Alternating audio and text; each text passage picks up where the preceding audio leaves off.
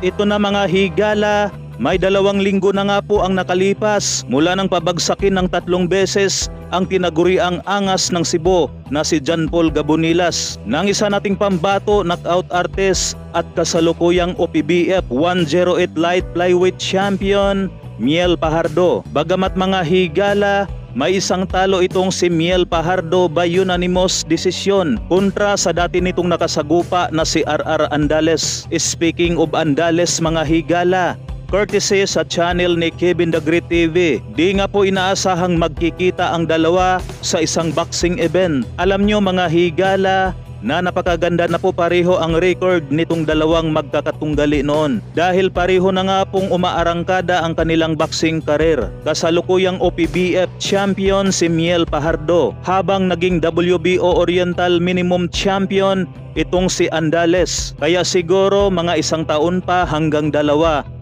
pwede na siguro ito isagupa sa titulong pangdaigdigan. Samantala, pagkatapos wasakin ng ating pambato na si Virgil Vitor ang isang Thailander, muli itong dumayo mga higala sa bansang Japan. Kahapon nga po ay napalaban ito kontra sa isang Japanese knockout artist na si Toshihiro Suzuki. Napabagsak niya dito ang Japanese. Kaso, nang matapos ang sukdulang rounds, ay natalo dito ang ating pambato. Sinasabi naman ng nakakarami na dapat daw ay panalo ang ating pambato na si Vitor. Kaso na hometown decision daw tayo mga higala. Kaya yan nga po ang mahirap sa bansang Japan. Kaya siguro 1 beses lang napalaban si Pacman sa bansang Japan. Kontra ito kay Shintaro noong 1998. Kung saan nga po mga higala ay pinatulog sa round 1 ang nakalaban ni Pacman. Ang masakla pa nga po sa panalo ni Pacman ay parang masama pa nga po ang loob ng kanyang dating manager. Parang hindi nga po masaya sa panalo ni Pacman mga higala. Samantala, bagong update naman kay Luis Neri. May bagong tirada nga po ito mga higala kay Cuadro Alas Casimero. Sinabi nga po nitong si Luis Neri